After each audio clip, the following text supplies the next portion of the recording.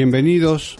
Iniciamos el programa número 4 de No Identificado, en el capítulo que hemos llamado Puesta en Escena, que abordará algunas de las singularidades más llamativas del fenómeno OVNI. Nos acompañan online los investigadores y amigos Carlos Yurchuk, de la ciudad de La Plata, Silvia Pérez Simondini, de la ciudad de Victoria, en Entre Ríos, y Luis Emilio Anino, en la provincia de Mendoza. En la operación técnica nos acompaña Ezequiel Amarilla, y conduciendo en estudios Andrea Pérez Simondini, y quien les habla, Daniel López. Hola Andrea, ¿cómo estás? ¿Cómo estás, Daniel? Bueno, preparada para un programa que va a estar también picante. La agenda global, la puesta en marcha, la puesta en escena, todos elementos que van a mostrar un matiz y a dar una mirada muy especial. Sí, más especial y mostrar, digamos así, el alma del fenómeno. Hasta ahora estamos hablando de casos, de experiencias. Exacto. Pero hay un cuerpo especial dentro del fenómeno OVNI que nos habla del fenómeno en sí y de lo que nosotros llamamos la inteligencia del fenómeno a través de pistas que nos van dejando, y el investigador analiza, trata de evaluar para difundir ese conocimiento, ¿verdad? Sí, a ver, háblanos un poco de eso, porque me interesa mucho esa vista que vos estás exponiendo. Bueno, no hacemos nada nuevo, en realidad con esto empezó Aimé Michel, ahí por los años 50, recordemos que Aimé Michel, psicólogo, filósofo, un hombre muy bien formado en academia, que fue el investigador francés más importante de toda la historia de Francia, y que investigó profundamente la oleada de 1954 en Francia. Recordemos, Francia es prácticamente una provincia argentina, donde hubo muchísimos casos, y él los escribió en un libro que, si mal no recuerdo, es El misterio de los objetos celestes. Allí, con los datos de la oleada de Francia, ideó lo que se llaman las líneas ortotenias, de ortotenia, que señala puntos distantes y frecuentes de aparición, todos en una misma línea, o en un lineamiento a través de un mapa con cuadrículas, que muchos investigadores argentinos también analizaron con los datos de Argentina y lograron establecer en algún momento esto de las líneas de ortotenia. Lo importante de esto, de este estudio, de esta propuesta científica que él hace a través de un estudio matemático, es que demuestra que los ovnis son predecibles. Ah, mira qué interesante. Que siguen determinadas conductas, determinados parámetros que pueden ser analizados, y esto es el primer indicio de una constante. Algo que los ovnis repiten, reiteran o realizan y puede ser, digamos así, antecedido en medio de una oleada, como ha sucedido acá en Argentina. Bueno, esto ha movilizado a muchos investigadores a tratar el tema de las constantes, de aquellas cosas que se van poniendo de manifiesto en la investigación y que demuestran que hay ciertos movimientos coherentes que pueden ser anticipados o que pueden mostrar un registro que se repite en diversos tiempos y en diversas geografías. Pero a esto, Aimé Michel le agrega una idea más, que es la idea de la puesta en escena, la mise en scène. ¿Qué quiere decir? Que los casos ovnis que él ha analizado, que algunos incluso él los llama, parecen ridículos, pueden ser comprendidos a través de suponer que un caso ovni, con un testigo y el objeto y la experiencia, son movimientos adrede, que son como un marco especial, una puesta en escena que el fenómeno hace interaccionando con el hombre, como para dejar constancia, como para mostrar un patrón, como para decir algo. Estas dos ideas llevaron a que la investigación mundial, y aquí en Argentina también, comenzara a tomarse muy en serio y muy a pecho el tema de las estadísticas, ir acopiando datos, horarios, características que fueran formando un bloque de información sobre el cual se pudieran obtener mojones que dieran un poco de orden a la cantidad de datos que se fueron acumulando durante años. ¿Esto qué quiere decir? Que a través de esas estadísticas podíamos saber cuáles características, por ejemplo, se repetían más en el fenómeno, cuáles horarios, qué regiones, qué conductas. Bueno, en los años 80 y 90, en Argentina, la RAO, la Red Argentina de Ovniología que dirigía Carlos Ferguson, se preocupó mucho por este dato, por mantener a flote una estadística lo más precisa posible sobre las apariciones en Argentina, con datos muy concretos sobre horarios, sobre testigos, sobre formas, en fin, una cantidad de información que en algunos momentos llegó a contabilizar por año 500, 600 casos, si mal no recuerdo. Impresionante. Y de los cuales se podía obtener mucha información. Esto nos llevó, por ejemplo, a principios de los 90, a finales de los 80, a principios de los 90, junto con CEFU, que era el Centro de Informes de Fenómenos UFO que dirigía Claudio Misca, nuestro fallecido amigo, y Juan Pablo Gómez, que seguramente está escuchando el programa, junto con el grupo Hemisferios, que yo tengo el honor de integrar. Nos lanzamos un poco a la exploración para encontrar zonas donde la estadística era desconocida, donde no se tenía ningún historial en particular del fenómeno OVNI, y allí descubrimos, recorriendo el país, reitero, un montón de experiencias, de datos, de aportes a la estadística que nos fue dando un panorama que venía a reforzar los conocimientos que se tenían y las constantes que en Argentina ya se habían registrado. Recuerdo que para los finales de los 80 y principios de los 90 explotaron en cuestión OVNI Victoria, en Entre Ríos, con una cantidad de casos enorme. Roque Pérez, que fue un tiempo en Buenos Aires, en la provincia de Buenos Aires, que también hubo una cantidad de casos enormes. La provincia de Córdoba, posteriormente la provincia de La Pampa, donde había cientos y cientos de referencias y de casos que tratamos de incorporar a esa estadística. Y tuvimos, puedo decir, sin lugar a dudas de equivocarme, una visión general de estas constantes que en Argentina venían a confirmar lo que el mundo estaba informando en cuestión de estos datos. Por ejemplo, las estadísticas confirmaron las tendencias mundiales, que en los meses de julio y agosto concentran el pico de actividad OVNI en el planeta entero. Invierno para unos, verano para otros. También una constante grabada en piedra. La mayor cantidad de casos son encuentros con objetos o apariencias luminosas, relegando a un 15% los encuentros con cuerpos definidos de apariencia metálica, generalmente diurnos, algo menos del 2% para presencias humanoides asociadas a la presencia de ovnis y un 3% aproximadamente de presencias no asociadas, o sea, con falta del objeto volador no identificado. Y aquí, Andrea, comienzan algunas curiosidades que no dejan de considerarse patrones de conducta, si se quiere, porque son producto de las estadísticas de los datos más duros. El 90% de las observaciones diurnas en Argentina en aquellos momentos son lejanas, el 90%, un 8% en distancias medias y un 2% a menos de 500 metros. En esta franja faltan datos, obviamente, de pilotos aéreos con experiencias en casos diurnos.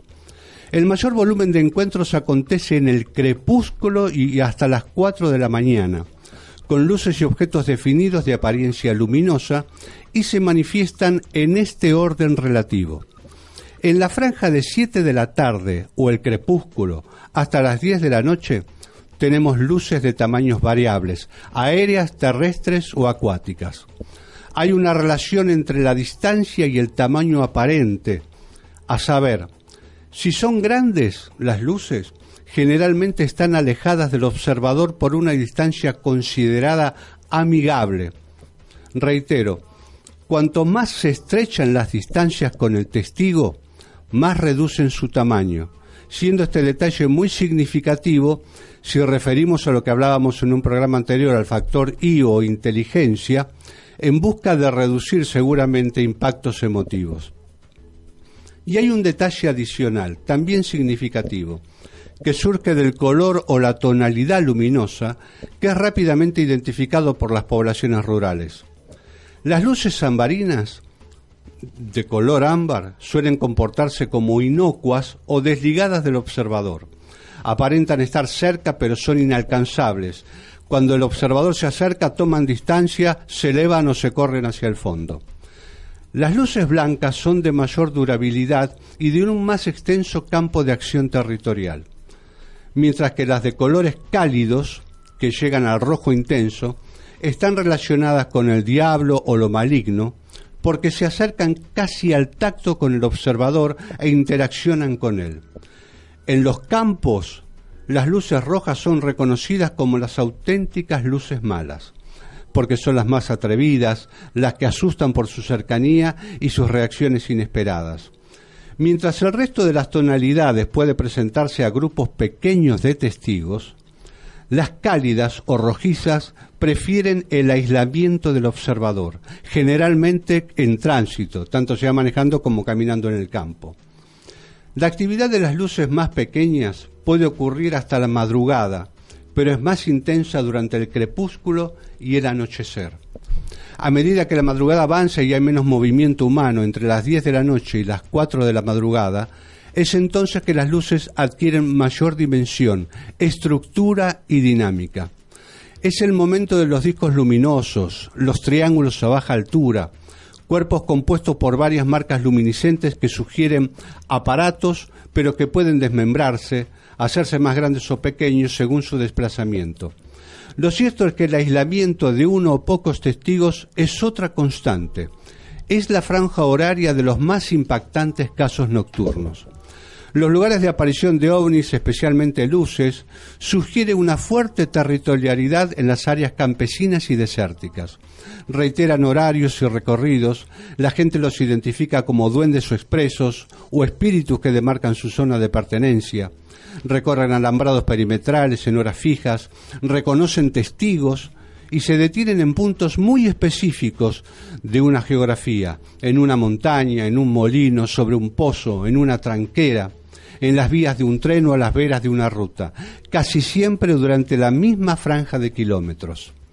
Tanto pueden convivir con la población que al visitar la colonia Emilio Mitre de los actuales indios ranqueles en el oeste pampeano, el propio cacique cuenta que una antigua prueba de hombría entre los adolescentes guerreros era llevarlos al desierto para que resistieran sin huir ante las acechanzas de la luz roja o la luz mala de los gauchos.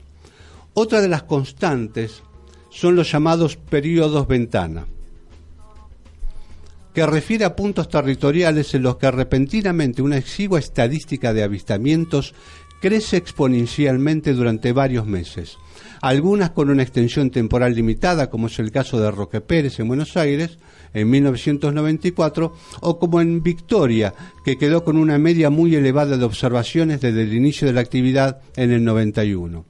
Lo que sorprende de esas zonas ventana es que gran parte del dossier de ovnis se repite en franjas marginadas, mostrando en un solo lugar muchas de sus características emblemáticas: denuncias de objetos metálicos, de luces, de cuerpos cercanos o lejanos, incluso la aparición de supuestos humanoides.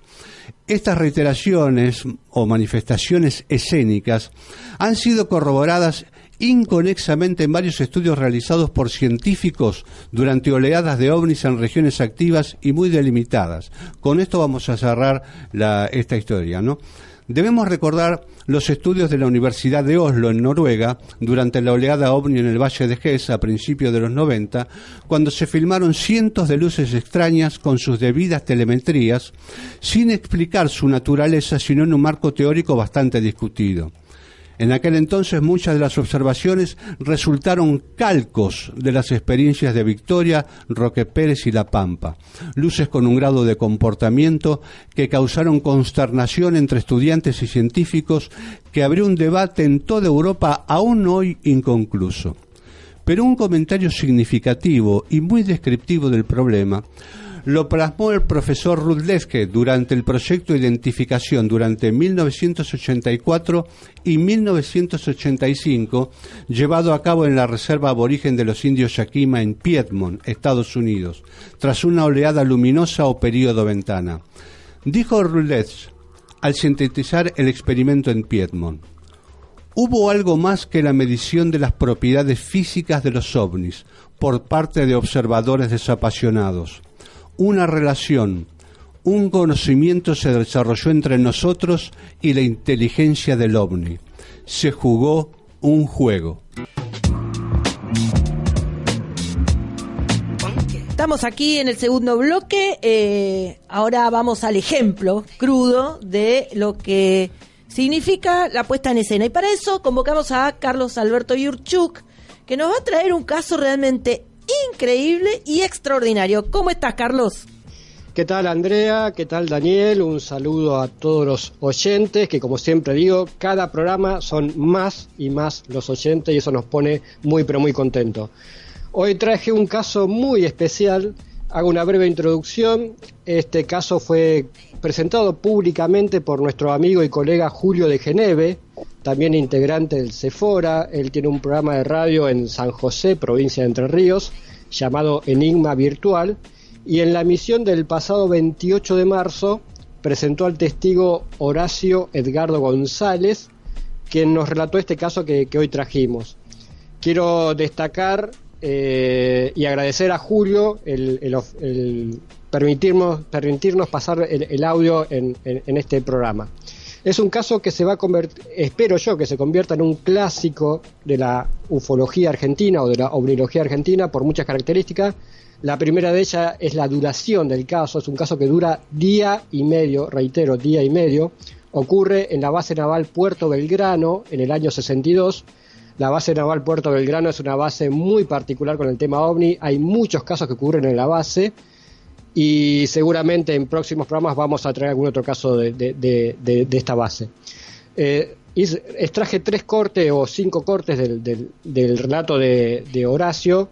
Él era cabo primero en ese entonces, y en este primer corte nos va a mencionar la duración del caso. Va a hablar sobre la duración del caso. 3 objetos, 3 ovnis posados sobre el agua a muy pocos metros de la base Puerto Belgrano. Vamos con el primer audio. Estuvieron el día domingo, el día lunes hasta el mediodía.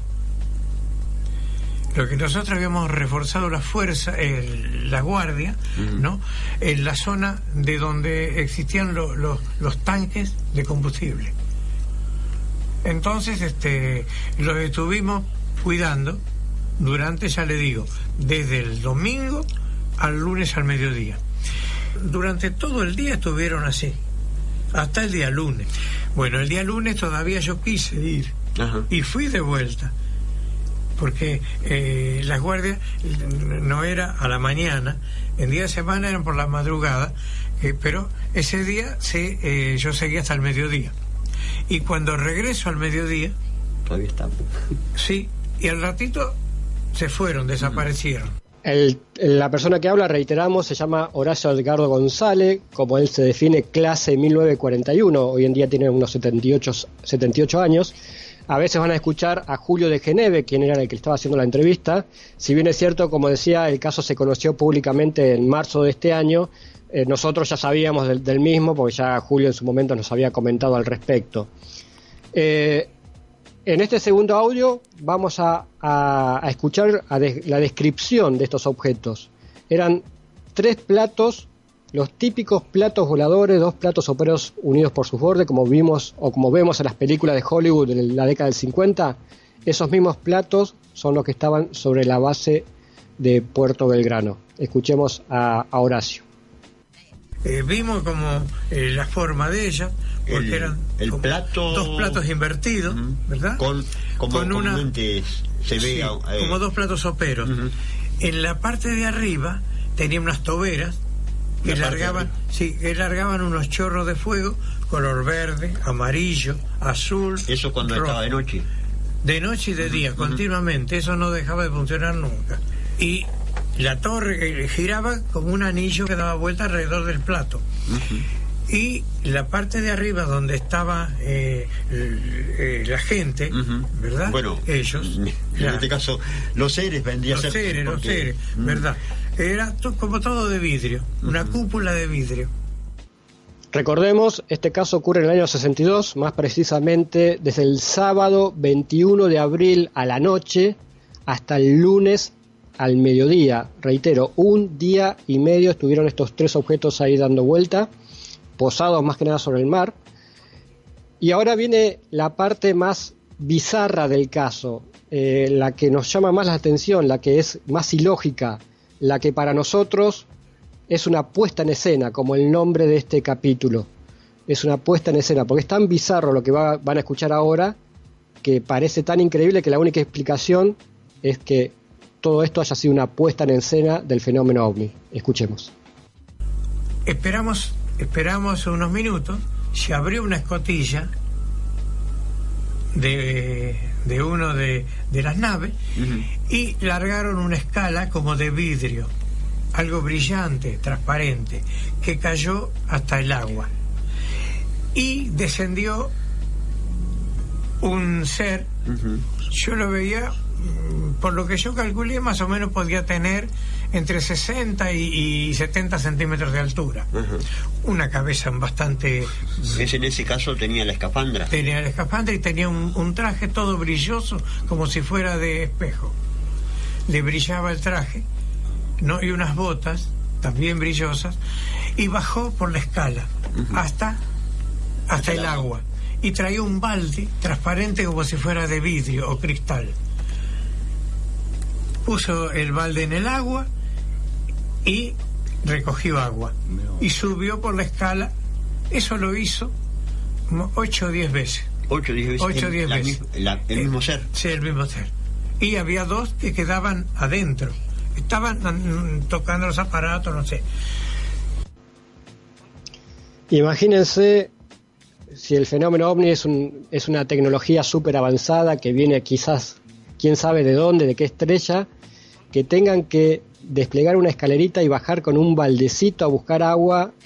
Suena muy, muy bizarro, muy increíble, pero bueno, es lo que ocurrió. Reitero, para mí esto es una muestra clara de una puesta en escena, como el título de este programa. Eran 3 objetos, donde cada objeto tenía una cúpula transparente y se veían en cada uno de ellos 3 seres, como lo describió muy bien Horacio recién. Uno de los objetos, el que estaba más bajo, era donde bajaba el ser a buscar agua. Los otros 2 objetos se iban y venían periódicamente, o sea, uno se iba a un lugar desconocido, al rato volvía, después se iba al otro, al rato volvía, y así. No se sabe a dónde iban, pero luego se enteraron que por lo menos uno de esos objetos desciende en un campo cercano y lo ve la gente de ese campo, que es lo que nos vamos a escuchar en el siguiente audio. Una de esas naves, hay campo ahí y hay chacras. Había una familia que la señora estaba llevando mate al esposo, que había un corral muy cerquita de la casa.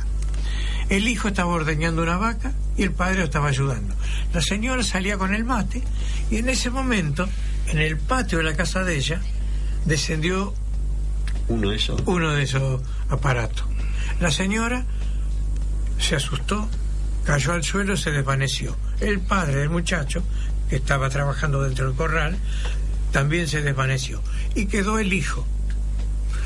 El hijo de él, nos comentaba a nosotros, cuando se bajaron 2 de estas diminutas personas, porque eran muy chiquitos, entonces se bajaron y le hicieron un dibujo en la tierra, que nosotros lo constatamos después, que lo vimos, un dibujo en la tierra, y le querían explicar que venían de un planeta pasando el sol,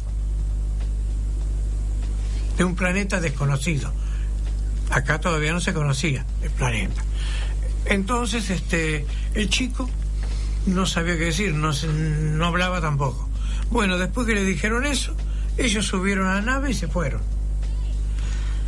Entonces este chico se contactó con nosotros, por eso sabemos de esto que pasó. De nuevo, otro elemento que puede resultar muy bizarro. En vez de comunicarse de alguna otra forma, inclusive telepáticamente, como ocurre en otros casos, estos seres se comunican dibujando en la tierra, ¿no? Quizás también otro elemento, otra puesta en escena más de este caso. Finalmente, estos 3 objetos que estuvieron un día y medio a unos 70 metros de la playa, ahí en la base Puerto Belgrano, a 150 metros de altura, posados durante un día y medio, fueron obviamente filmados, fotografiados. Uno ni se puede imaginar la calidad de esas filmaciones, y más si filmaron justo la parte en que bajan a buscar agua. ¿Qué pasó con todo ese material? Una historia que se repite muy seguido en otros casos. Escuchemos. No, porque las fotos desaparecieron, que se tomaron, y las películas que se grabaron también desaparecieron. Ajá. Vino el contraalmirante Palma a Puerto Belgrano.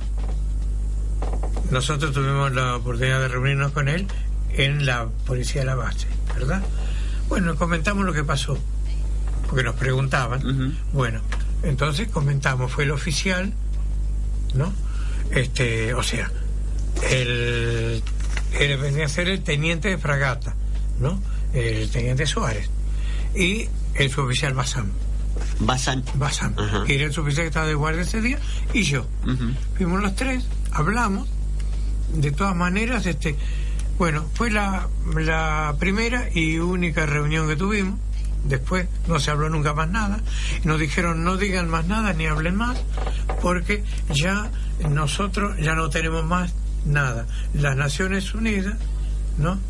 O sea, la NASA, dije. Perdón. Ajá. La NASA se llevó porque todo el material. Primero usted había dicho las Naciones Unidas. Claro, perdón. La NASA se llevó todo el material. Nunca más supimos nada.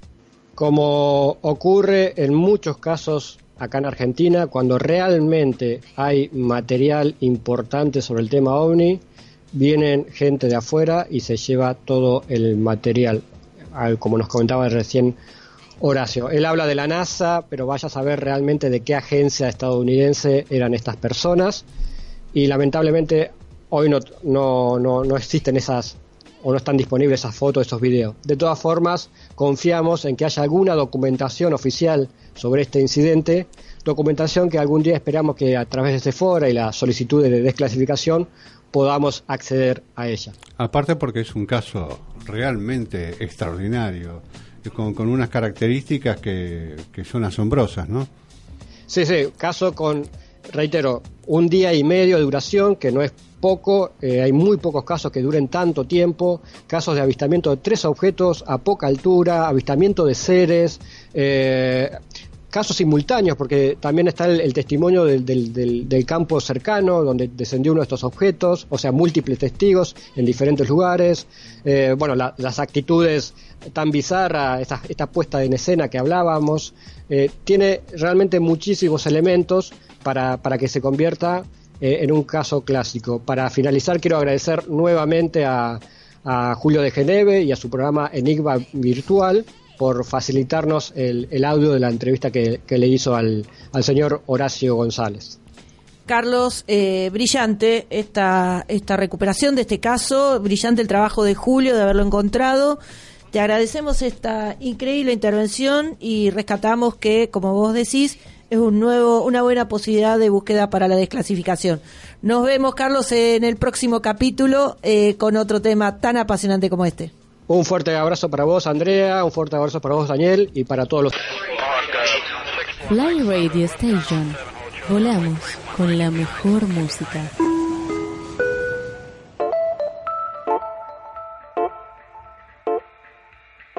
Iniciamos el tercer bloque de No Identificado en este capítulo extraño que llamamos Puesta en Escena.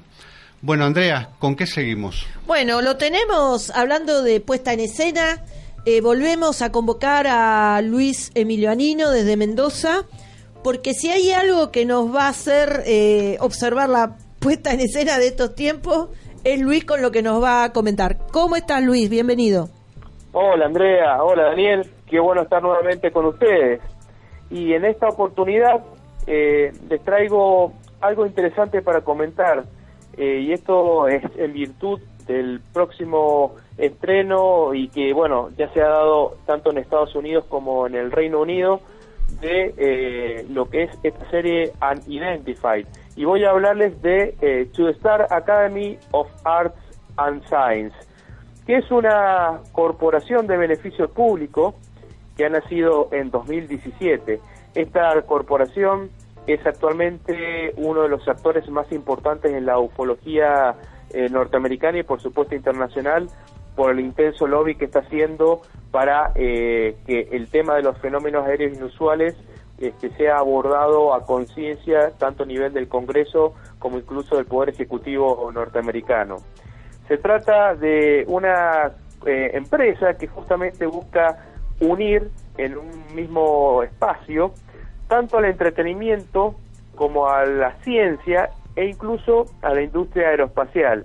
Lo que se trata en este espacio justamente es que se busque desafiar los límites del conocimiento y de la ciencia, un poco también impulsar lo que es una suerte de pensamiento no convencional para desafiar justamente los límites del conocimiento humano, algo que es en este tema del fenómeno OVNI suele ser un ámbito muy conservador en algunas ocasiones. Esta empresa tiene 3 divisiones. Una división, que es tal vez la más conocida y que justamente está en relación con lo que he mencionado, es la división de entretenimiento. Esta división de entretenimiento tiene una subsidiaria que se denomina To the Stars, así a secas, un nombre corto, que es una marca con peso propio que da impulso a la producción y al desarrollo tanto de películas, programas de televisión, libros, música, arte. No hay que olvidar que uno de los integrantes de esta empresa es el músico y artista Tom DeLonge, que fue durante mucho tiempo líder de Blink 182 y que actualmente dentro del marco de To the Stars lidera una banda de space rock o rock espacial denominado Angels and Airwaves. A eso se le suma que es el coautor de 2 libros, ya ha salido el segundo tomo de Secret Machines o Máquinas Secretas, que esto también forma parte de la política de la empresa, es tratar de contar historias o relatar historias en donde el límite entre la ciencia y la ficción sea borroso, de modo tal que cuando uno lee no sabe a ciencia cierta si lo que está leyendo es una novela ficcionada o si de pronto se están contando hechos reales, o uno lo puede pensar como una buena manera de ir introduciendo conceptos e ideas que actualmente no son fácilmente comprobables o demostrables. Yendo un poco más allá, mencionamos justamente Unidentified Inside the America's UFO Investigation, que es este producto que ya se estrenó en History Channel en Estados Unidos hace algunos meses atrás y que se está comenzando a difundir en otras partes, tanto en Europa como ahora en América Latina, y que tiene como punto de partida la noticia que fue titular en el New York Times en diciembre de 2017, cuando todos tomamos conocimiento que en el Pentágono existía un programa de investigación de ovnis, el programa de identificación de amenazas aeroespaciales avanzadas, por sus siglas en inglés de AATIP, que estaba liderado por Luis Elizondo, que era un antiguo oficial de inteligencia militar a cargo de este programa. Hay que señalar que este programa Unidentified fue visto por un promedio de 1 millón de personas por episodio en los Estados Unidos, y básicamente lo que hacía era seguir, si bien este es un pequeño spoiler, los invito lógicamente a que vean esta serie porque esta docu-serie, porque es muy interesante. En ella aparecen tanto Luis Elizondo, que es el director de seguridad global y programas especiales de la TTSA, junto con Tom DeLonge, que es el cofundador y su presidente, y Chris Mellon, que es un ex asesor y asistente adjunto del secretario de Defensa para Inteligencia, una persona con mucho conocimiento justamente en el área de la inteligencia, y que básicamente este equipo busca exponer encuentros sorprendentes y interesantes y fascinantes investigaciones que se están llevando a cabo en el ámbito de TrueStar Academy. Y por supuesto, como bien mencioné, el objetivo es también hacer lobby para que se formulen políticas de seguridad nacional en el Congreso estadounidense. Uno de los objetivos de TrueStar Academy es lograr la socialización de la conversación OVNI a través de los medios de entretenimiento. Hacen un uso bastante amplio de los más importantes medios de comunicación norteamericanos, los más prestigiosos y los más respetables, justamente para que se vaya creando una conciencia pública de la importancia del abordaje del fenómeno OVNI o de los fenómenos aéreos inusuales. Otras divisiones es la división de ciencias, quizás menos conocida, pero sumamente importante dentro de esta empresa. Es considerada como un laboratorio teórico y experimental que trata de justamente desafiar los límites del conocimiento y, por supuesto, de la ciencia contemporánea, tratando de avanzar sobre todo en la física de nueva generación.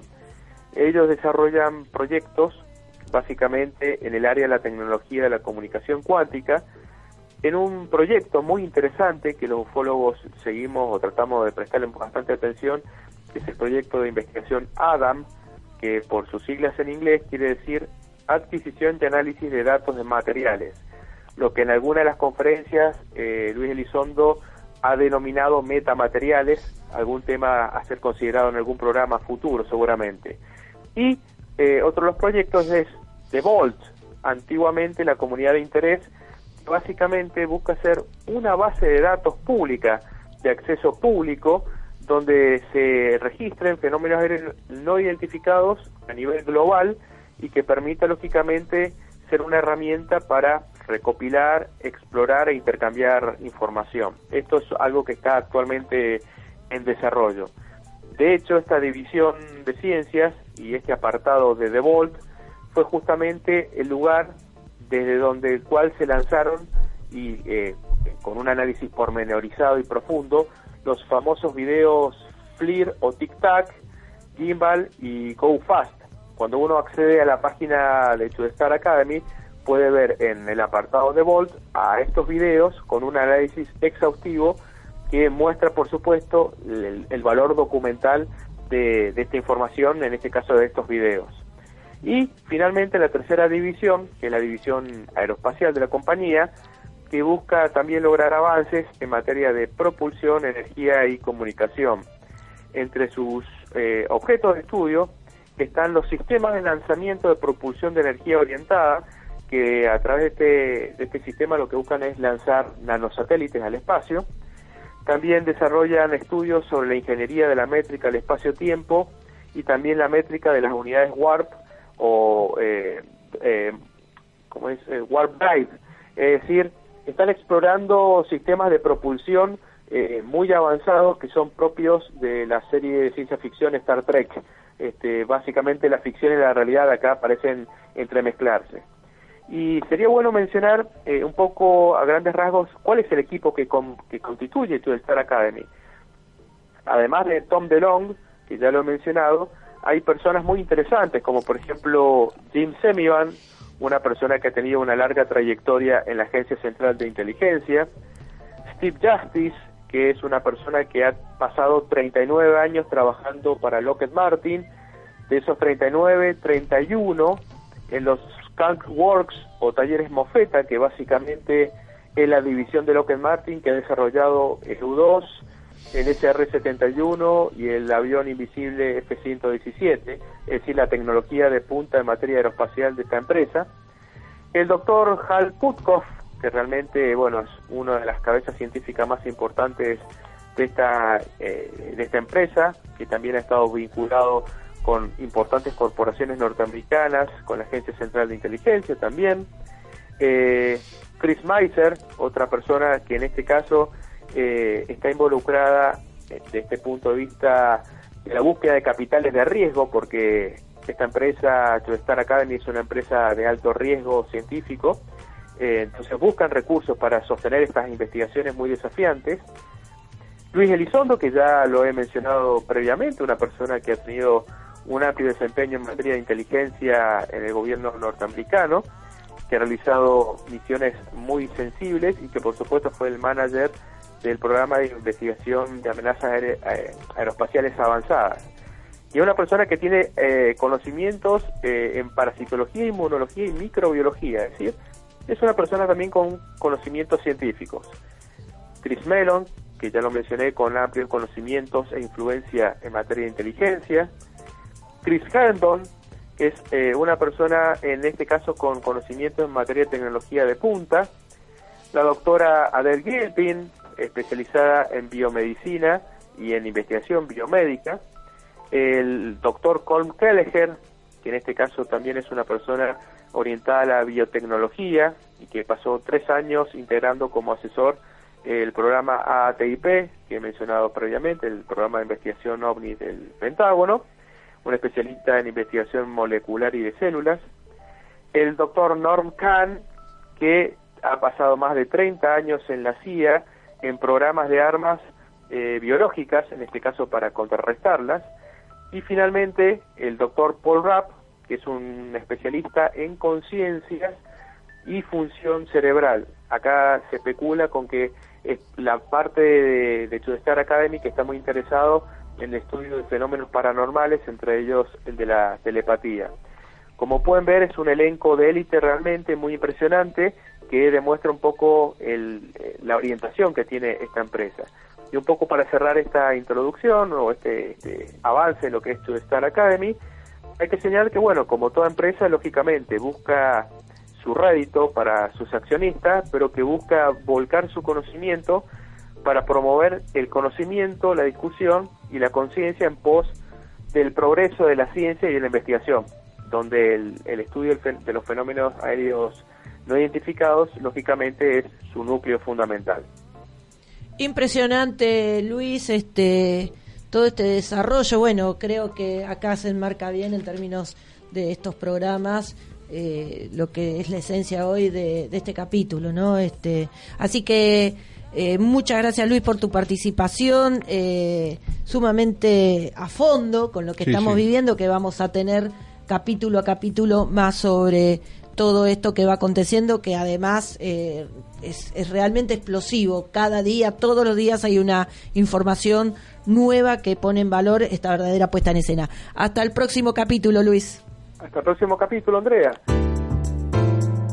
Transmite Fly Radio Station, la primera emisora radial dedicada al mundo de la aviación.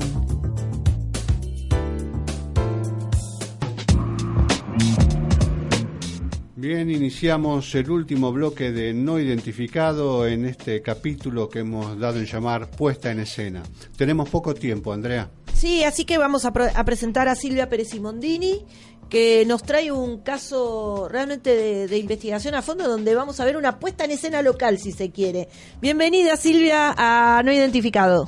Hola, chicos, nuevamente. Es una felicidad muy grande estar compartiendo con ustedes. Bueno, ¿cómo vemos esta puesta en escena de la cual nos vas a hablar? Bueno, yo creo de que todo lo que puedo traer de esta zona es más que interesante, ¿no? Sí, por cierto. Pero haciendo un breve prólogo, tengo que decirles que acá tengo que incluir al CITEFA. CITEFA era una comisión que se armó en 1991 acá en Victoria, por lo menos yo la conocí acá. Pero en realidad de CITEFA había un solo personaje, los demás eran investigadores de distintas cosas, o sea, algunos eran científicos, otros investigadores de campo, pero se denominaba Comisión de CITEFA. Lo que les voy a contar es algo que me contó nada menos que al único que puedo nombrar, porque a los demás no les gustaba que los nombrara, a Julio Goyen Aguado, que fue un espeleólogo, lamentablemente ya no está entre nosotros tras un fatal accidente automovilístico, y realmente como lo conocí fue bastante duro, porque la dueña de la estancia La Pepita, que era una estancia muy común en que todos los investigadores y toda la gente iba a ver frente a la Laguna del Pescado, un día la dueña, Baby Basaldúa, me dice de que había gente que quería hablar conmigo. Bueno, le dije, y cuando llego me encuentro que estaba esta comisión del CITEFA, denominada CITEFA.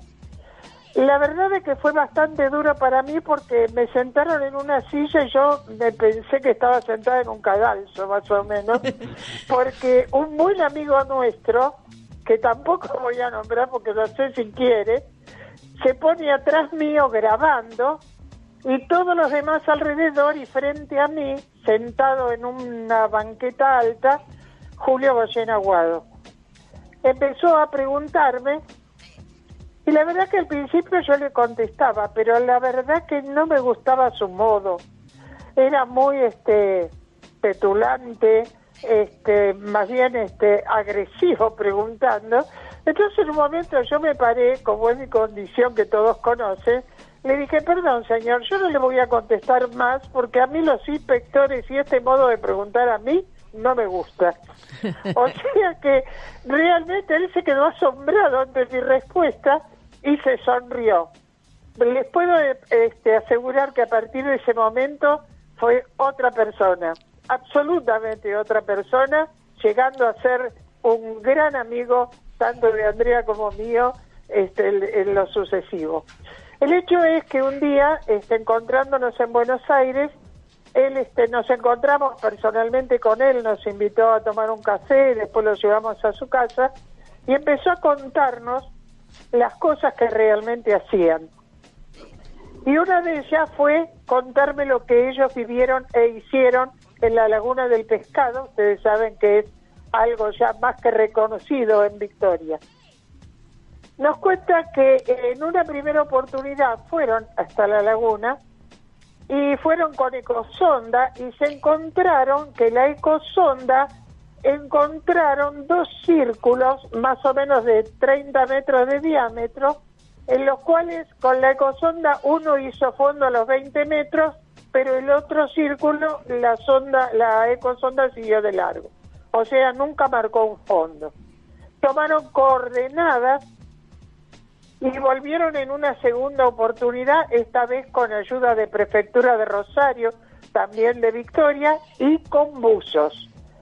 El hecho es que cuando bajan, que los buzos no querían bajar cuando se enteran que era lo que tenían que buscar, al final bajaron, los círculos ya no existían más, la ecosonda no marcó absolutamente nada a pesar de toda la tecnología que habían llevado, y es el día de hoy que lógicamente, bueno, Julio no está, pero todos los que participaron en esto se habrán preguntado qué es lo que sucedió, porque realmente nunca se supo qué pasó ahí. La cuestión es que hubo bastante secreto con la dueña de esa estancia. Muchas veces el dueño quería comentarme cosas, pero a la esposa no le gustaba mucho que contara, así que la verdad que eso quedó como una tremenda extrañeza. Les quiero decir que Julio Goyen Aguado se hizo tan amigo que todos los trabajos que hicimos con Néstor Gaioli en fotografía y todo, un día él abonándome 100 pesos, que en ese momento era plata, me pidió si yo le podía dar las fotos que yo tenía de todo esto. Les cuento esto porque yo de ninguna manera les quise aceptar, pero él me los dejó arriba de una mesa sin decir nada. El hecho es de que todo ese material que le brindamos, ellos armaron un expediente muy grande, muy importante. En una carpeta se lo entregaron entonces el que era el ministro de Defensa, Domínguez. Sí. Pero como Domínguez, no sé si es que renunció o cambió el gobierno, la verdad que eso no me acuerdo. El hecho es que eso se perdió y nunca supimos qué pasó. Lo que sí sé que Julio Goyen Aguado me dijo que todo lo que ellos tenían de investigación me lo iban a pasar. Lamentable como él tuvo el accidente, esto no ocurrió y quedó en manos de una persona que a su vez se lo dio a otra persona que lamentablemente no tiene nada que ver ni con Victoria ni siquiera con la investigación. O sea que esto es prácticamente una pérdida muy importante de lo que hizo la comisión del CITEFA. Bueno, vale la pena mencionar que toda esta extrañeza de estos círculos en la Laguna del Pescado viene a referencia porque es el lugar por excelencia en Victoria, Entre Ríos, donde los pobladores, los isleños, los pescadores afirman ver entrar y salir luces de la laguna desde el año 91 hasta la actualidad. ¿No más? Tal es así de que cuando ya va a bajar el sol, los pescadores se vuelven todos para puerto y a la laguna no queda absolutamente nadie. Sí, es cierto. Eso es verdad. Lo importante es que todos estos hechos estudiados por el CITEFA, hoy CITEDEF, que para la gente, los oyentes que no saben, es el organismo científico de las Fuerzas Armadas. Ahí es donde las Fuerzas Armadas hacen todas sus investigaciones científicas. Es realmente una puesta en escena lo que acabamos de escuchar, porque presupone que nadie va a mover toda una logística de la prefectura, que a su vez debiera recibir una orden para hacerlo y tener esa orden un justificativo o un fundamento para llevarlo a cabo. Así que creo que acá se ve claramente también esto que hoy es la columna vertebral del capítulo, que es una verdadera puesta en escena, ¿no? La verdad es que traté de resumir todo por el poco tiempo que había, pero creo que quedó entendido qué es lo que realmente sucedió. Absolutamente, Silvia. Quedó exactamente, quédate con nosotros porque así nos acompañás. Tenemos realmente mucho que agradecer a algunos seguidores y estamos muy contentos de que ya se hayan sumado a No Identificados. Tenemos un minuto para saludar. Tenemos un minuto para Bueno, queremos agradecer a todos los oyentes que se comunicaron con nosotros. Voy a decir los nombres. Jorge González, Ricardo Osvado, de Policía de Investigación. Exacto.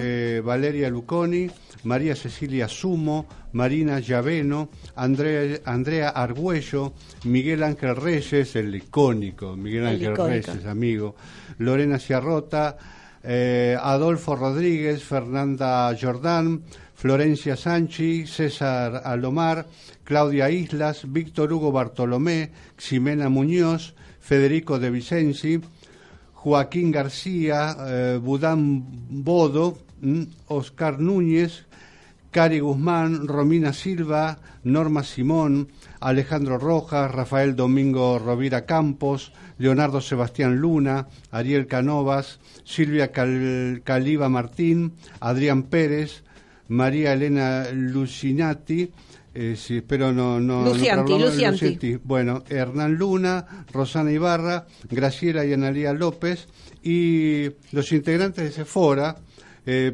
Pepe Rodolfo Freun, Juan Pablo Gómez, Pablo Van Kraus, Carlos Vales, Fabián Escalada, Andrés Salvadore, Checo Jaroslav, ¿está bien? Exacto, perfecto. Y Jorge Pérez Sephora. Claro, quiero agregar también algunos que no llegamos a notar, que es Fabián Chique Escalada, los chicos de Guardianes del Cielo con Jorge Pérez, así que también un saludo para ellos. Bueno, a todos ellos muchas gracias. Y a Jorge Luis Zugdor, que es director de Volga Producciones, que además es uno de los hacedores más importantes de Contacto Extraterrestre para el canal History Channel. Perfecto. Bueno, Dani, hemos llegado acá acompañado en este cierre con Silvia Pérez Simondini a un gran programa Sí. que nos pone ya con más responsabilidad para el próximo capítulo. Tenemos que ir superando y pedimos a todos que se comuniquen. ¿A dónde? A No Identificado Radio en Facebook, nuestra página. Ahí, como siempre decimos, vamos a ir publicando todos los contenidos de lo que hemos hablado en cada uno de los programas. Así que los despedimos hasta el próximo capítulo. Y agradecemos a Ezequiel Amarilla en la operación técnica que está ahí, que lo volvemos un poco locos. ¿Sí? A Ezequiel, que la verdad que un genio, que nos damos cuenta cuando le gusta el testimonio, porque abre los ojos así de grande, hermoso que tiene. Así que gracias, Ezequiel. Bueno, y nos vemos para el próximo capítulo de No Identificados.